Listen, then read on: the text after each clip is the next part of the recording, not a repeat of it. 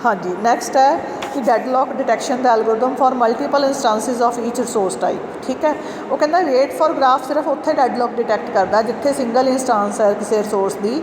जो multiple instances है किसी रिसोर्स दियाँ तो वो जिहड़ा वा वो यूज़ नहीं होंदा। ठीक है, तो ये आप एल्गोरिदम किहड़ा यूज़ करते हैं, वो कहता ये एल्गोरिदम सेम यूज़ होंदा है जिवें बैंकर्स एल्गोरिदम है। थोड़े जे डिफरेंसिस होंदे हैं सिर्फ बैंकर्स एल्गोरिदम नालों। ठीक है, सेम डाटा स्ट्रक्चर यूज़ होंदा है। इस एल्गोरिदम के कुछ नंबर ऑफ स्टैप्स है जिहड़े आपां डिस्कस करन जा रहे हैं। वो कहता जो नंबर ऑफ प्रोसैस है N तो नंबर ऑफ रिसोर्सिज है M। ठीक है, प्रोसैस किन्ने आ तो रिसोर्सिज किन्ने आ। रिसोर्सिज नूं M ना कह रहे हैं, प्रोसैसिज नूं N नाल डिफाइन कर रहे हैं। अगर आप कहते if allocation IJ is not equals to 0। ठीक है, अगर जिहड़ा अलॉट होया वा कोई भी मतलब 0 के इक्वल नहीं है तो that means set finish I is equal to false. तो आप कह रही है कि जिहड़ा फिनिश है उसकी वैल्यू फॉल्स सैट कर दो। ठीक, otherwise set finish I is equal to true. मतलब जो 0 सैट हो गया सब कुछ अलॉट हो गया तो यदा मतलब कि फिनिश हो गया उन्होंने ट्रू सैट कर दो। हरेक प्रोसैस जो चलूगा 1 to N चलूगा और हरेक रिसोर्स चलूगा 1 to M। ठीक है, वो कहता हरेक प्रोसैस लिए कंडीशनस की है दैट बोथ कंडीशनस ये दोनों चाहिए कि फिनिश की वैल्यू फॉल्स होनी चाहिए है। प्रोसैस जोड़े 1 to N चलने हैं, रिसोर्सिज अलॉट होने 1 to M। वो कहता कंडीशन की है हुण प्रोसैस नूं रिसोर्स अलॉट करने लई कि जदों तक सारिਆਂ ਨੂੰ अलॉट नहीं हो जाता फिनिश की वैल्यू फॉल्स नहीं हो जाती।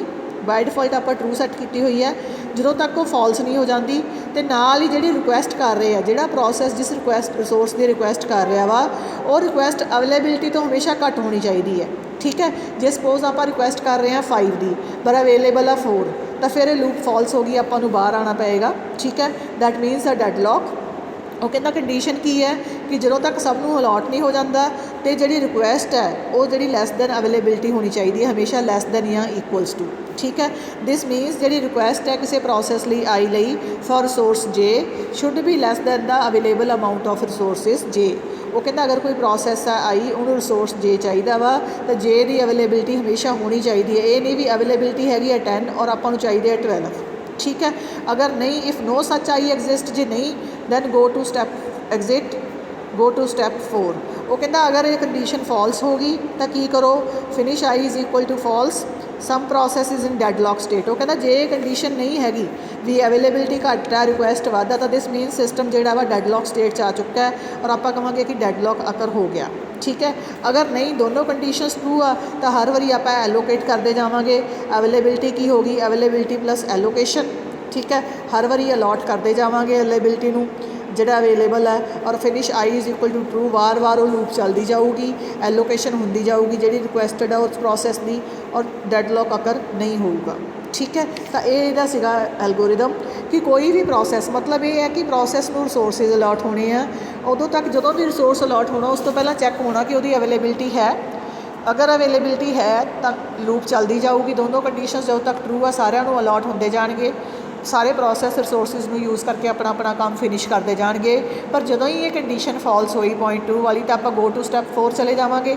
आप कहेंगे कि हुण कुछ भी कंप्लीट नहीं होना, I की वैल्यू फिनिश I की वैल्यू फॉल्स सैट कर दो और सिस्टम जोड़ा वा वो डेडलॉक स्टेट में अकर हो गया। ठीक है, तो आप ये 2 एल्गोरिदम्स करने हैं डेडलॉक डिटेक्शन के। फर्स्ट सीगा फॉर सिंगल इंस्टांस, सैकेंड सी फॉर मल्टीपल इंस्टांस। ठीक है बेटा, तो उस तो बाद नैक्सट टॉपिक है डेडलॉक रिकवरी। डेडलॉक रिकवरी की है, वो कहता डिटेक्ट कर लिया तो उस तो रिकवर किवें करांगे।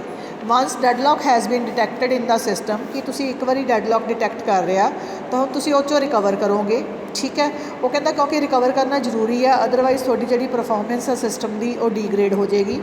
ठीक है, इसलिए आपको कोई ना कोई करैक्शन मैकेनिज्म अप्लाई करना पऊगा डेडलॉक चों रिकवर करने लई। 2 मैथड है डेडलॉक चों रिकवर करने के, एक है प्रोसैस टर्मीनेशन, दूसरा है रिसोर्स प्रीएम्पशन। प्रोसैस टर्मीनेशन की है, वो कहता डेडलॉक चों रिकवर करने का एक तरीका यह है कि तुहाडा जिहड़ा प्रोसैस आ उहनूं अबॉर्ट कर दो। ठीक है, प्रोसैस नूं रोक दो तो जिन्ने भी उहदे कोल रिसोर्सिस सी उन्होंने reclaim all the resources allocated to them, जिन्ने भी उहदे कोल रिसोर्सिस सी वो फ्री कर दो। तो अगर तुसी एक प्रोसैस सपोज डेडलॉक आ गया, एक प्रोसैस नूं टर्मीनेट किया, उहदे रिसोर्सिस फ्री करते तो हो सकता कि जिहड़े उहदे रिसोर्सिस आ बाकी यूज़ कर लैणगे तो जिहड़ा डेडलॉक आ वो अपने आप ही खत्म हो जाऊगा, आप उस तो रिकवर कर जाएंगे। 2 अप्रोचिज़ आ डेडलॉक तो रिकवर करन दियां, अबाउट ऑल डेडलॉक प्रोसैसिस। पहली टैक्नीक फास्ट है, वो कहता जिन्ने प्रोसैसिस करके डैडलॉक हैगे आ, जे P1 P2 दो प्रोसैस इनवॉल्व है, जिन्ने भी प्रोसैस इनवॉल्व उन्होंने सारिਆਂ ਨੂੰ अबॉर्ट कर दो, ठीक है। और तकनीक फास्ट है, बट होगा कि जिन्ने प्रोसैस का काम होया सी वो भी नाल दी नाल लॉस्ट हो जाऊगा। दूसरा हैगा abort one at a time until deadlock is eliminated. वो कहता एक एक प्रोसैस को अबॉट करना शुरू करो, ठीक है। फिर चैक करो कि डैडलॉक हैगा तो नहीं, जो पहला प्रोसैस अबॉट कर दो, देखो उस तो बाद डैडलॉक है कि नहीं है। जो नहीं है डैडलॉक डिटैक्शन आप हमेशा नाल अप्लाई होगा। एक प्रोसैस को आप मतलब खत्म करता, टर्मीनेट करता, फिर डैडलॉक डिटैक्शन एल्गोरिदम अप्लाई किया, देखा कि हजे डैडलॉक है, अगर नहीं है तो ठीक है कंटिन्यू कर लो, अगर फिर डैडलॉक है तो फिर तो एक प्रोसैस टर्मीनेट कर दो। वो कहता ये प्रोसैस यूजफुल है क्योंकि ये सारे प्रोसैसिस का डाटा लॉस नहीं होगा, सिर्फ जिस प्रोसैस को आप टर्मीनेट करांगे वो मतलब रह जाएगा इन बिटवीन, बाकी जिन्ने भी प्रोसैस है डैडलॉक नहीं है वो चलते रह जाएंगे, बाकियों का सारा का डाटा लॉस्ट नहीं होगा, ठीक है। वो कहता इन्होंने दोनों चो तुसीं एक यूज़ कर सकते हो, या तो सारे अबॉर्ट कर लो या वन बाय वन अबॉर्ट करते जाओ, नाल डिटैक्ट करते जाओ। जो डिटैक्शन के डैडलॉक नहीं हैगा उदों तुसीं स्टॉप कर दो प्रोसैस नूं टर्मीनेट करन तो। वो कहता कुछ फैक्टर्स आप ध्यान च रखते हैं कि किहड़ा आप प्रोसैस अबॉर्ट करना वा according to priority of process, कि प्रोसैस की प्रायोरिटी की है या कितना काम उस प्रोसैस का ऑलरेडी हो चुका, कितना रिमेनिंग है, ठीक है। अगर रिमेनिंग घटा कोशिश करो, जिहदी प्रायोरिटी हाई है मतलब उन्होंने ना अबॉर्ट करो, या फिर जिहदा वर्क काफ़ी ज़्यादा हो चुका उन्होंने अबॉर्ट ना करो, रीवर्क दोबारा काफ़ी टाइम लगेगा, ठीक है। वो कहता या नंबर ऑफ रिसोर्सिज उन्होंने कितने चाहिए वो बेसिस पर आप करते हैं अबॉर्ट, कि जे इनू फ्री करांगे कितने रिसोर्सिज फ्री होणगे, और डैडलॉक मतलब रिकवर करन दे कितने चांसिस है, ठीक है। वो कहता कितने जने इस रिसोर्स की वेट कर रहे हैं, ਜਿਹੜੇ प्रोसैस को आप टर्मीनेट कर रहे हैं, जो आप टर्मीनेट कर देंगे आ ਉਹਦੇ टर्मीनेट होना कितने रिसोर्सिज फ्री होणगे, और की डैडलॉक ਜਿਹੜਾ ਵਾ ਉਹ मतलब हो जाएगा कवर, ठीक। वो कहता weather the process is batch और इंटरैक्टिव, ये चीज़ां तुसीं ध्यान च रखते हैं कि प्रोसैस जिहड़ा वा बैच प्रोसैस है कि इंटरैक्टिव प्रोसैस है, ਉਹਦੇ अकॉर्डिंगली आप अबॉर्ट करते हैं किसी भी प्रोसैस को, ठीक है।